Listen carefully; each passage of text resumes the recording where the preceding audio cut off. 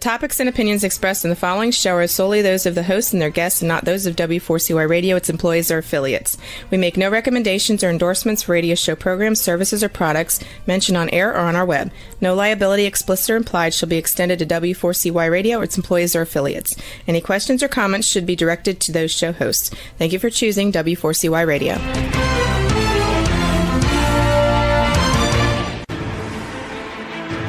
What's working on purpose anyway? Each week, we ponder the answer to this question. People ache for meaning and purpose at work, to contribute their talents passionately and know their lives really matter. They crave being part of an organization that inspires them and helps them grow into realizing their highest potential. Business can be such a force for good in the world, elevating humanity. In our program, we provide guidance and inspiration to help usher in this world we all want, working on purpose. Now, here's your host, Dr. Elise Cortez.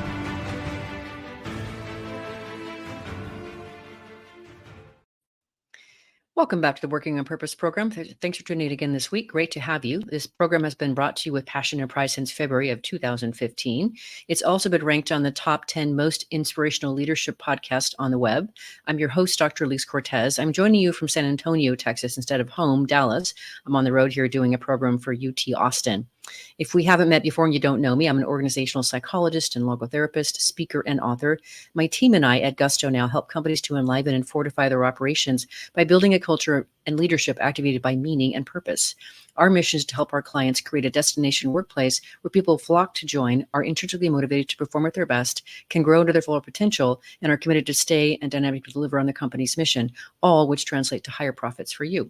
You can learn more about us and how we can work together at gusto-now.com and my personal site, elisecortez.com. Getting into today's program, we have with us today David Alexander. He's the president and co-founder of XSTAM, a digital asset management to Fortune 500 organizations, including NBC Universal, Viacom, the Hallmark Channel. Over his commercial career, he photographed the Eagles Hotel California album cover, the Blues Brothers album covers and movie poster, and the Terminator movie poster, among so many others. He is the photographer and author of Pictures of Time, Seeing Time in the Ordinary World, one of the topics of our conversation today. He joins us today from his home in Ashland, Oregon. David, welcome to Working on Purpose. Thank you, Elise. I appreciate it. It's really, really great to have you. I really was looking forward to our conversation. I loved your beautiful, beautiful book, David.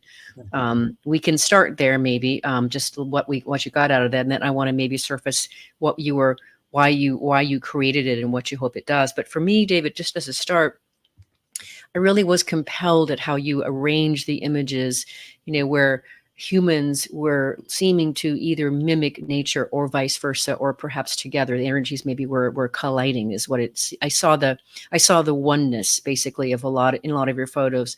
And just, I was so compelled by just the striking beauty of nature and the wildly interesting nature of people. And that you captured this stuff like literally in a moment in time. And so that I'll just start with that as to really what was compelling to me about what you've created, and marveled at your ability to see in a way that gave us a view into those pictures that maybe we wouldn't ever discover on our own. Wow. Well, thank you. First of all, I really appreciate your insights and that you got that from the book. So in my commercial work, as you alluded to, I photographed people. I photographed a lot of people, and a lot of them were celebrities. But the more I did it, the more I saw just people. The more I saw people, the more I saw life, and I saw elements of life where I knew that if you looked closely enough, you could really see how life works, just by looking at people. And once I had that insight, I knew that I was going to have to move on from commercial work and explore what really was this idea. And that's what Pictures of Time is. It took me about 35 years of work to really become clear about what this work is and what it's about. And as you said, I really see the interconnectedness of life. And that's what the book's about. It's seeing how, there really isn't a difference. I don't see differences anymore between living forms. A flower, a person, a finger, a bird. We're all made up of the same things, and we're all the same things, and it's beautiful, as you said. Yeah. What a way to start this program, David. So I'm not quite on your level yet because I haven't had the exposure to what you've had. But what I will share with you, because I'm very, very interested in the idea of oneness. And I believe strongly in the concept of oneness. I had Steve Farrell on my program, who started the Team Humanity, I think is what he calls his organization, and he's all about this notion of oneness. I'm really, where I've come to so far in my path, is I really totally can see the beautiful tender interdependence of all of life. Right. And I got that because of watching My Octopus Teacher, the documentary. Have you seen it by chance? No. Your what teacher did you say? Called My Octopus Teacher. Oh yes, I did. Great movie. Right. And so for me, what I got out of that was I just was so clear, because of the way the photography, the cinematography, and the narration, that that there's that beauty, this recognition that we're all on this planet together, and all these systems that work, the forest system, the ocean system, the air system, it's a system.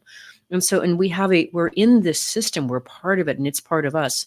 And so I can discern, that I can understand so far today. And your work is clearly, at other levels above that. Well, that's interesting, because based on everything you just said, I think this could be the end of the interview. It's a wrap. Here we go. 5 minutes in, 7 minutes in.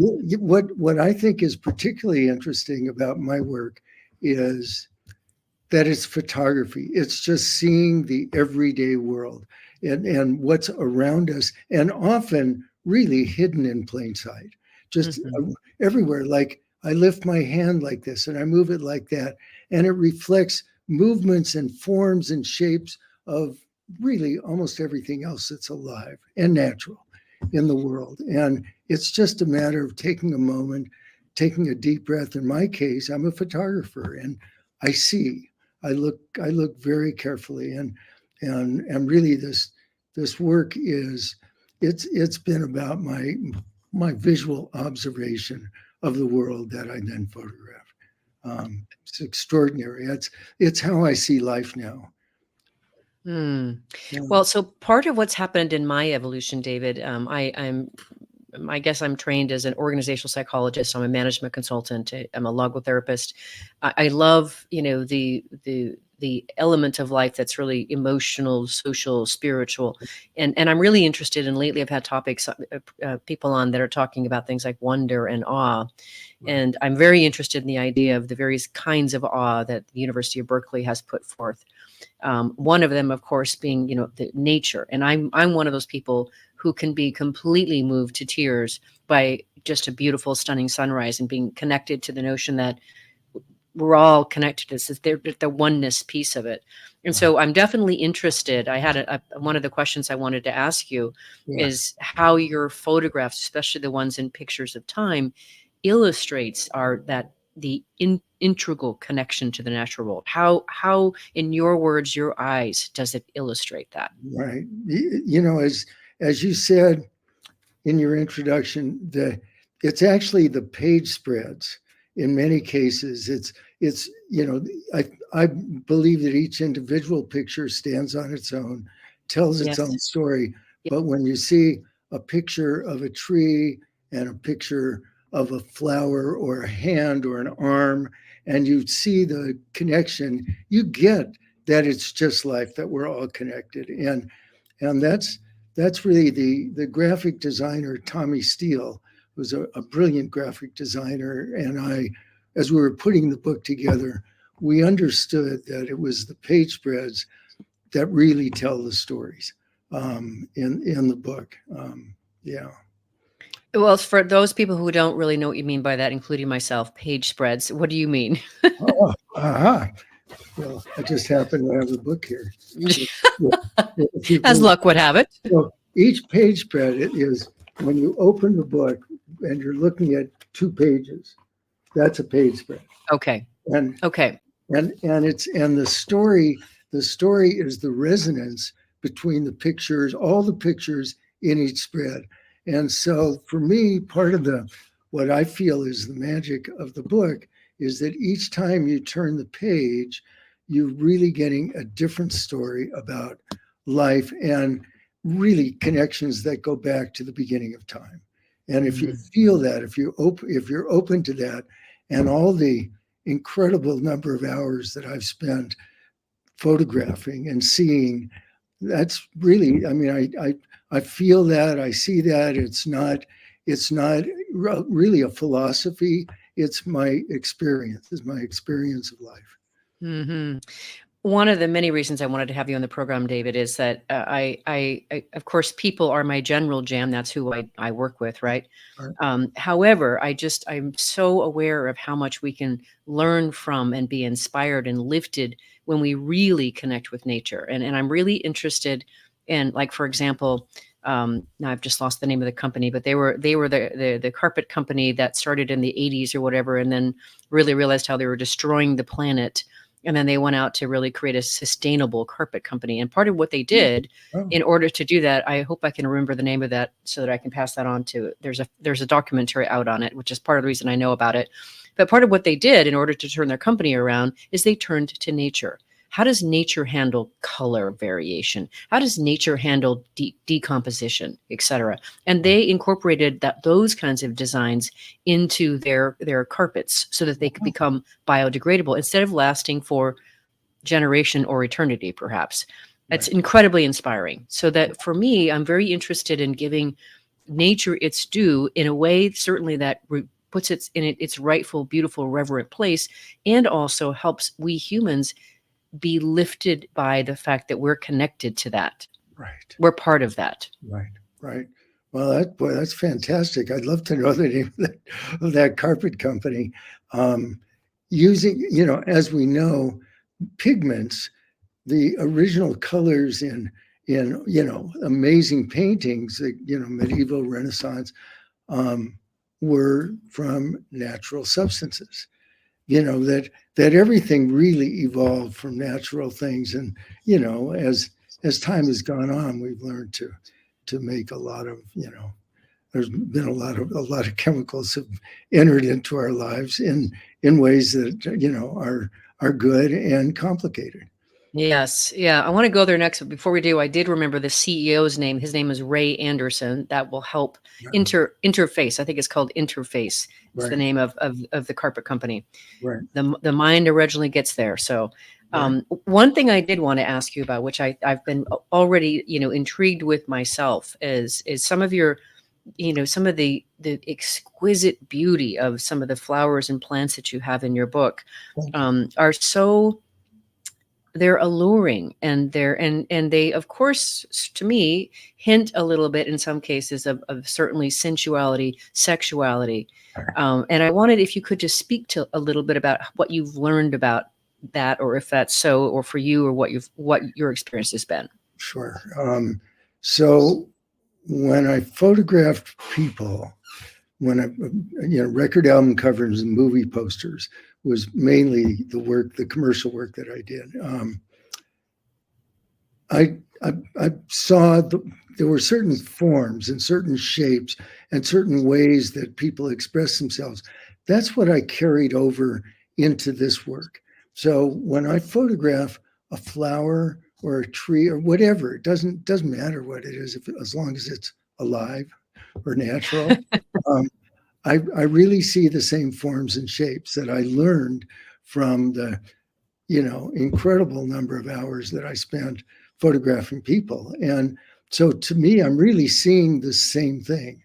One of the things that's really become particularly interesting to me just in the last week or two, I've been going over my old commercial work and trying to organize it probably into another book. And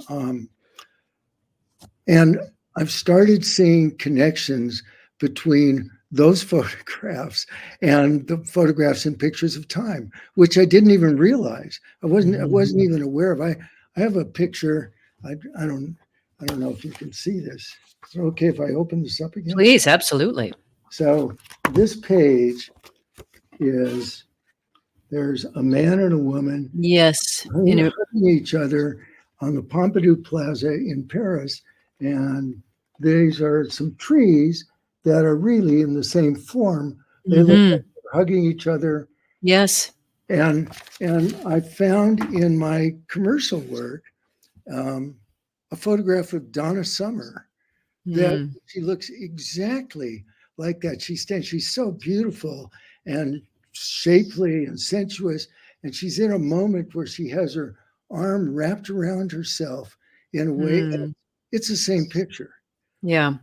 And I've started seeing that in a lot of the work I've done, which really says to me, I'm really advanced. I've just broadened the scope of what I do. I think I've always been searching for the same thing, which is really interesting because, as you may know, I went to law school.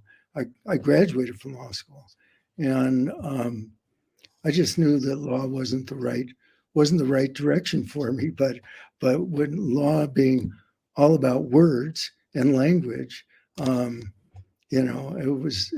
just spoke to me that I needed to do pictures. The world needs this of you, David. Hang on with that, because I do want to talk more about just what started the law and how you got away from it. But let's take our first break. Okay. I'm your host, Dr. Elise Cortez. We've been on the air with David Alexander. He's the president and co-founder of XSTAM, a digital asset management to Fortune 500 organizations, including NBC Universal, Viacom, and the Hallmark Channel. We've been talking a bit about his book and just what it suggests about oneness in life. We're going to continue the conversation after the break. Stay with us.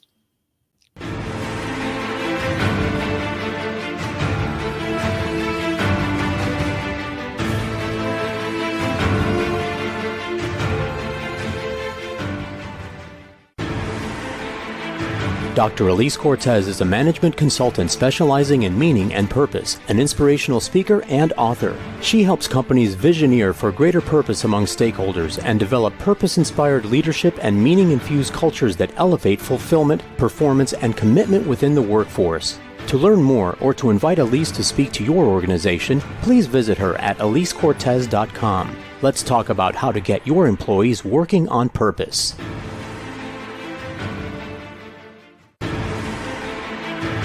This is Working on Purpose with Dr. Elise Cortez. To reach our program today or to open a conversation with Elise, send an email to Elise, A-L-I-S-E, at elisecortez.com. Now, back to Working on Purpose.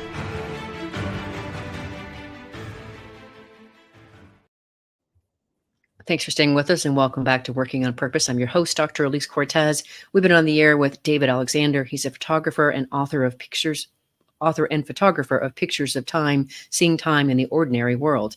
So a lot of people who listen to this program, David, are interested in finding a way to move from a career that isn't satisfying, isn't meaningful. They want more. They want more, something that's more meaningful, more purposeful, but they don't know how to do it. And part of the reason I started the show is I wanted to provide examples of how people had sprung themselves into more of a right field. So how did you figure out? Well, one, how did you you already knew that you figured out, but how did you make the leap from law to being a commercial photographer? That's quite a chasm, my friend. Yeah. And, by the time I graduated law school, I'd been in school long enough, so long, I couldn't go to photography school. I needed to just learn photography. And, so I got a camera in my second year of law school. I started taking pictures, and I had a couple of friends in law school, one of whom was a photographer in the Harvard Crimson when he went to Harvard, and they gave me a couple of tips. I built a dark room in the bathroom that I shared with my roommate, not particularly fair for him, but that's the way it was. And I just started shooting and making pictures. It was something I knew I had to do. I knew I couldn't practice law. I don't know if any of the people you're referring to, it's really interesting. people who really feel they need to make a change. I think that it's so individual. Everyone's got to figure it out for themselves. There's no set path. My path was struggle, really. Yeah, I mean, I was from Los Angeles, went back to LA after graduating from law school, and really started knocking on doors and just making pictures, trying to build a portfolio, getting rejections. It was really hard, and gradually one thing led to another.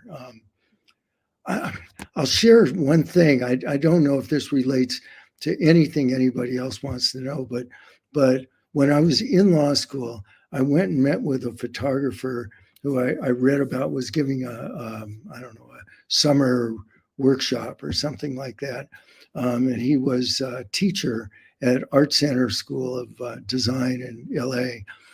And the first thing he said to me, I told him I knocked on his door. He didn't know me. I didn't know him, but he was incredibly nice. And I wish I could remember his name. He was amazing. And really what he said was, you don't need to go to photography school. Here's what you do. And he said, you shoot the same subject 10 days in a row. And these are the days of film. I only shot film, by the way, commercially, never digital. And then do it differently each day. And you begin to expand the way you see. You force yourself. And after 10 days, pick another subject. And, that may be broader. It was brilliant advice. I never did it formally, but it was always in my mind as I was doing my work. I never wanted to shoot the same picture twice. I always pushed myself to do something I had never done and I thought nobody else had ever done. So I was always taking risks when I was shooting. I scared myself a great deal, much of the time. But that advice about expanding the way you think in the new area that you want to grow in, and figuring out how to do that, that was amazing advice. I can still tell you that from my heart because it really resonated with me. Well, thank you for sharing that. And one of the things that I mentioned just before we went on the break that it bears repeating, but I just think how the world would have had a loss if you had gone the law route, if you hadn't listened and just, followed that compunction and followed this and, knocked on those doors, we wouldn't have gotten your unique window to the world. And that's why I'm I'm a proponent of, purpose and meaning. Only you can see something through your unique lens of purpose. And so I'm interested, David, too, and you have this very unique way of helping people to understand, the revealing the behind of the scene view of life and time through your work. Thank you. What have you learned? Like, help us come in behind that curtain with you. What have I learned? I've learned sort of everything you've been taught. I've learned how all of life is connected. I've learned that there really is no difference between, my hand and an animal's paw or hand or a bird's claw or a tree branch. And I think the biggest lesson is the humility Yes. that you get from that. You're not that important. And as you said earlier, or maybe you said before we got on the show, like when you watch a sunrise or something, it's all part of us. Everything in our everyday world. We're so busy, we're caught up in all the things that, got to pay bills, got to do this, got social, this, that, and the other. But the fact is we live in an amazing, magical world that's full of all of these deeper truths that are all around us. If we begin to open ourselves up to that, it will change us. And it's certainly changed me. Oh, now you're talking my love language, David. That is, I completely agree with that. And part of what I'm trying to do in my own journey, and also as I share guests like you, is I really want us to move away from this anthropomorphocentric view, however you say that word, focus on humans and really, be reverent and just let the beauty and magnificence of nature and all other lives wash over us. And that's part of why I wanted to have you on, is I think the world desperately needs that. And I think if we could do more of that, people would be more healthy, more vital. We would probably see less crime and violence and all kinds of things. And so we would get along better. We would get along better. I'm creating a new course, and I want once I do it, David, I know it's going to involve nature. I'm going to tell you about it because I'm going to want your perspective on it. But I'm with you, soldiers in arms here, David. Right okay, so then where I want to go next, we're still on the plant thing here, is I'm really interested, and I've been kind of investigating this myself. But how have you seen flowers and plants that grow together come to share an affinity for each other? And then I love that question. So there've been all these studies and books the last so many years about how trees communicate with each other through root system, through their roots. Well, I'm out. So, and once I left Los Angeles and moved to Southern Oregon, we lived on 60 acres for quite a while, which was connected to a lot more open acreage. And I was out all the time walking and photographing and watching over 16 years changes and behaviors and movements of everything that was out there. And it was real clear to me that, I just asked myself, well, if trees communicate and people, why don't all other life forms communicate with each other? So when I see flowers, and I know we can say it's a coincidence, we can say it's a metaphor. I don't believe that. When you see, and there are pictures in my book of this, you see the leaves of daisies touching each other. They're in contact, and they may well, like trees, be in contact in the ground too. And they're, what does it mean? How do, are they supporting each other? Are they protecting each other? Are they forming a community like we hear about and read about with trees? Oh, who knows, but maybe, but I believe it's true with everything. How do we know? How do you and I know we're communicating with each other? We do it the way humans do it. But right. That doesn't mean it's the only way to communicate, for species to communicate with each other. And the whole world opens up that way. Mm-hmm. And that goes back to the oneness that you were talking about. I read somewhere, and I want to do more investigation into this, but I read somewhere that trees will actually cooperate with each other, such that if one is not getting enough water, another will, either cut off its own supply or make something available to this other tree. And same thing with protecting against some diseases.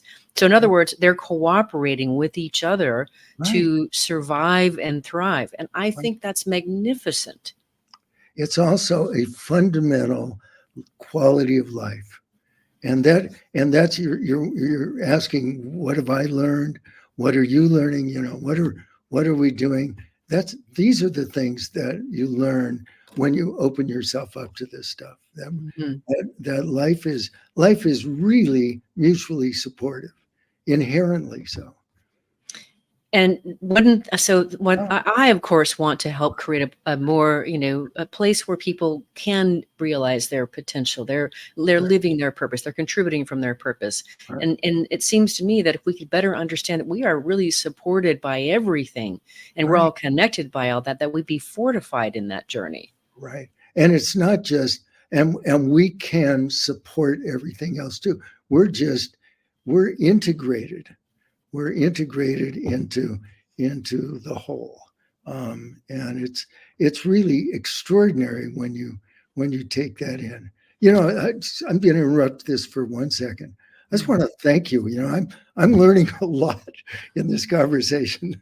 This is great. Oh, thank you, David. I love that. Thank you so much. It's wonderful to be able to converse with a fellow traveler that has some similar interest. It's Wonderful. And to that end, because I do want, part of what I'm doing on the planet is I am out to awaken people that they can do more, they can serve more.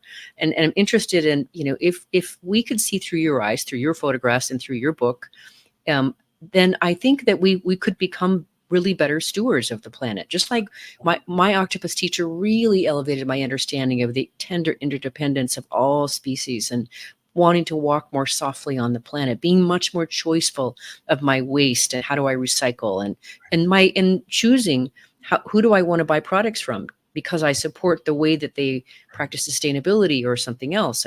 So I'm interested in how your work can really help us be better stewards too of the planet. Right. Well, thank you. I will keep doing what I do, and frankly, it gets deeper and deeper. I'm about I don't know. I would guess 80% finished with the photography for the second Pictures of Time book, and it just keeps opening up. I keep seeing more connections, more life that is interconnected and expressing itself. Part of it. I want to get back to something I started to say before about the connection between the commercial work I did and what I'm doing now. I see personality and character in every living thing. That, a blade of grass is as alive as I am. And that if I know how to look carefully at a blade of grass or anything else alive, I can learn everything I need to know about life. And it's just my own inhibitions, my own limitations that might keep me from really being able to see that clearly. But I'm trying that, and that's what this work is about. It's unbelievable. Well, I love that, David. We're going to take our next break, and you definitely are coming back on when you get that next book out. So just beware. You've been warned. You're coming back.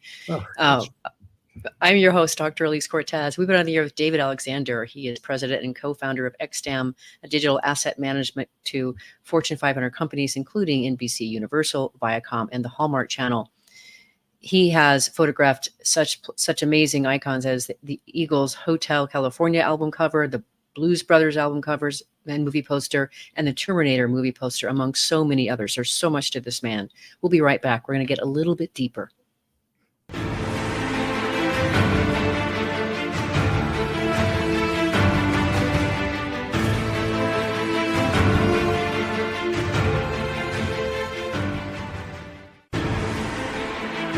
Dr. Elise Cortez is a management consultant specializing in meaning and purpose, an inspirational speaker and author. She helps companies visioneer for greater purpose among stakeholders and develop purpose-inspired leadership and meaning-infused cultures that elevate fulfillment, performance, and commitment within the workforce. To learn more or to invite Elise to speak to your organization, please visit her at elisecortez.com. Let's talk about how to get your employees working on purpose.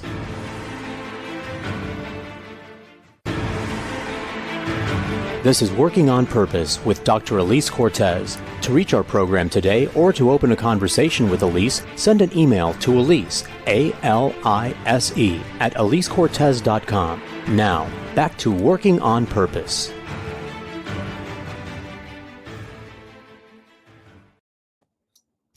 Thanks for staying with us, and welcome back to Working on Purpose. I'm your host, Dr. Elise Cortez. We've been on the air with David Alexander. He's a photographer and author and photographer of Pictures of Time, Seeing Time in the Ordinary World. So I'm going to just start this next bit here with just maybe a really good, fun zinger.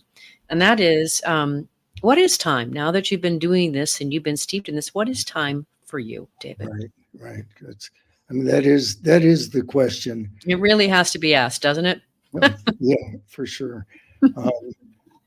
So part of this work, I've read books about time. There's an amazing book by the physicist Alan Lightman that you may have read called Einstein's Dreams, which is basically a creative exploration into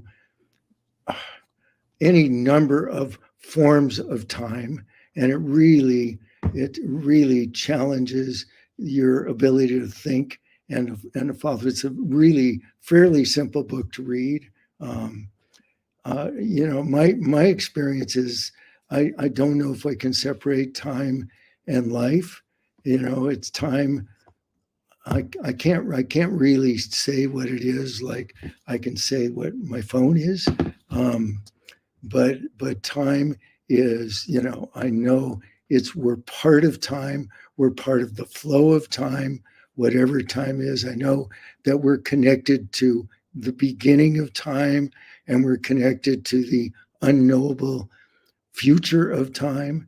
And I look at the photographs that I make as opening up a window.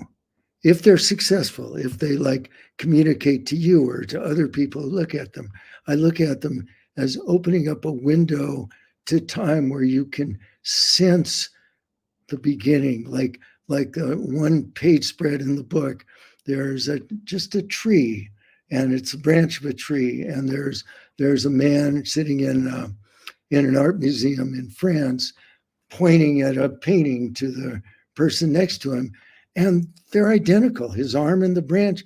And, they had to be connected at some point in the beginning of time. I see the beginning of time there, branches and arms and legs. And, like we look at trees and we see, things that look like human parts. And because we're human, we filter everything through the way we think. I had a philosophy teacher in junior college who said he liked saying, if horses had gods, they'd be horses, and their gods would be horses. And it's like every species sees things through their own filters. Mm-hmm.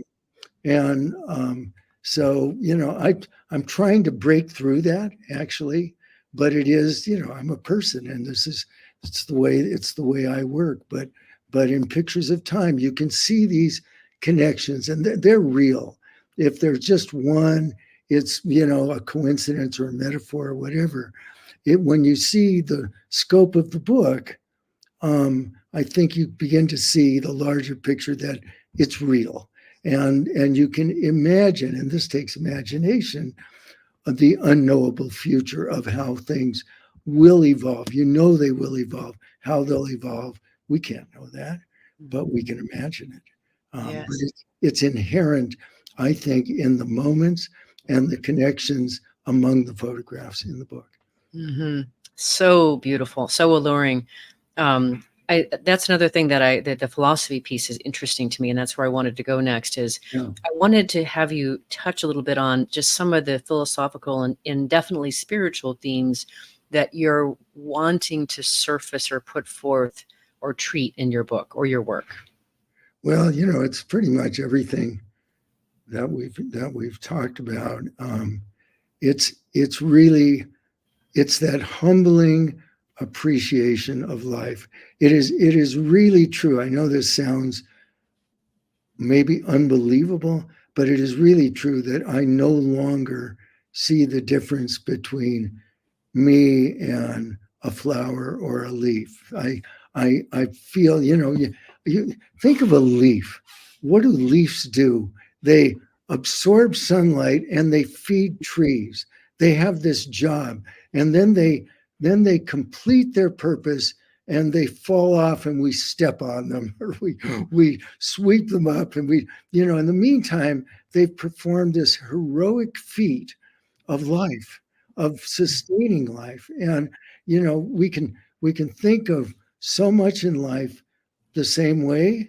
And that's really what underlies, and has expanded my understanding of life. And it's just, I really want to stress this, that photographers aren't scientists. We're not, we just see what's there. But I'm just speaking as a photographer, not as a scientist, although I've been reading a lot of science these last so many years because I'm curious about a lot of what's underlying a lot of this stuff. But the fact is, it's there to be seen and photographed. So scientists use amazing microscopes to look at the details of quantum particles and that, you know, the basic elements that make up life.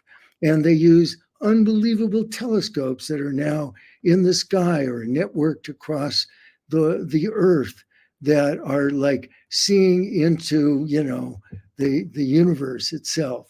And on the middle level, what I think of as the middle level is the level we live on. We're not on the quantum level. We're not out in space. We live in this level where we interact with each other. And on this level, we can see a lot of things that open up the view of what the quantum scientists are seeing and what the astronomers are seeing. It's all in front of us. It's all the time, anywhere in the world and on Earth. I'm amazed, honestly. I live my life in kind of amazement these days. Well, and I want more of us to do that, David. It took a long time to get here, I can tell you. Yes, I get it. I get it. But I want more people to do that because, again, I think it makes for a better human existence and a better world. And on the tree front, David, this is something that I've been experiencing for a long time. I'll say two things on this. I just think playing with nature. I'm a runner. That was until I broke my foot 5 weeks ago. Now I've got these fun friends called crutches. But anyway, they're my constants. But I love to run, and I love running outside. And I live, you know, in a treed neighborhood, and I have been so aware of this. I can't tell you countless times, David, when I'm out running, and especially there are times when I notice when maybe either I'm feeling a little tired or, you know, I'm struggling, I'm dragging. I'm really present that I'm not running under a tree and the leaves are falling. The tree is tossing a leaf down to me to see if I can catch it. She's playing with me. Right. That's how it occurs for me. Right. And I've told people that, and they're like, "Okay, she's a little out there." I mean, whatever. That's how it occurs for me. Right. And my one of my favorite animals is an owl. And what I discovered accidentally, I came home one night and in the dark about 8 o'clock, and I got out of my car, and right over my head in my driveway, I heard, "Whoo!" So I did what any human being would do. I turned my head up to the sky and I returned, "Whoo!" Oh, good for you. He or she responded with another "whoo." And then I was like, "Well, whoo." So we had this volley, and I realized, I'm talking to an owl. Right. So I ran into my house and said to my daughter, I said, "Gabby, come out here. I'm talking to an owl." And by this time, you know, I'd run over to the front door. Now he'd hopped over to another branch to continue the conversation. Like he was like, "Where are you going? We're talking." Right. Bring my and she goes, she's hiding behind the door. She's like, "Owls are mean." I'm like, "Not this one. We're talking." But what I'm amazed at is I find if we can just give ourselves over a little bit, just what happens, what opens. And I don't know. He or she was just, I don't know. But in my view, we were having a conversation. What's your opinion on what I just shared with you? Am I just totally crazy? Well, so I went some years ago, 25 years ago, I went to Kenya with some friends of mine who my old buddy had been a teacher there for 13 years, and he got to know the Maasai people, and he would bring his school classes out there, and they would live with the Maasai for a period of time. And so we went back to this area, which was really remote, where they live, because they welcomed him back. He's an old friend. And then we went camping, backpacking with a group of Maasai people, one of whom, whose name was Moses, excuse me, he could talk to, he knew every bird, all the monkeys, he knew the sounds of every animal that was out there. And while we were there, he was having conversations like you're talking about, but deep conversations, because he would do the tones and the sounds. It was mind-blowing. And how natural. And this, you know, this is a guy who just grew up in the forest there and paid attention. And that's, you know, so yeah, no, good for you. So I'll share something with you that I'm not sure I've ever told anybody else about when I'm, because this is going to sound as weird or weirder than what you said about the tree. When I'm out photographing and I'm open, it's not always the case. I'm not always as open as I am at other times to what's around me, and particularly in nature. But it's also true when I photograph people, but particularly in nature. You're photographing, say, a tree. Well, every leaf is amazing. Every leaf is unique. Every branch, every part, everything you see is equally as amazing as everything else. But I'll actually hear something like almost speak to me, and it says, "Photograph me," or I Pick me, pick me. Yeah, and if you really pay attention, you can hear that all over, but that's what often, no, most of the time guides me to photograph the actual things that I photograph. There is some connection that just draws me to something, and I actually hear it sometimes when I'm really open, as almost as a sound.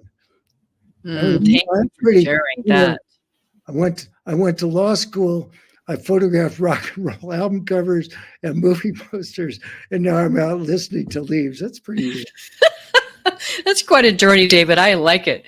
Definitely something to celebrate. And so now I think I know the answer to the next question I wanted to ask, and we're almost out of time. But Yeah. Since you just said that you take what compels you, then that must mean that none of your pictures, especially of people, are posed. Oh, never. Not now. Everything I did commercially was posed. Mm-hmm. No, now it's I do my best to be invisible, or to just blend in to whatever scene, and no, I just try to, just like if I'm photographing something in nature, a tree or whatever, I don't want to influence whatever the scene is. I want to photograph what's there, what's happening, what's natural, and the interactions. What I find is that people, for the most part, really reveal themselves when they're comfortable, when they're just walking down the street. They reveal, if you get into a conversation with them, they might adjust and get tight and react and like try to be whatever something or not. But most of the time, people are really revealing a deeper truth about themselves, and I'm loving that. I'm loving seeing that and digging in and photographing that. Well, and holding it with reverence is what I see. Holding it with reverence and respect, Yep. giving it its due. Yep. So we're out of time here for the actual conversation until you come back next with the next book. This program is listened to by people around the world, and many of them are interested in how to really pay more attention to what you've done, really pay attention to what compels them. Where does the world want them to go and serve from? What would you like to leave them with, David? Well, I'd like to leave them with the understanding that the world we live in is amazing, and it's just a matter of paying attention. It's all around us.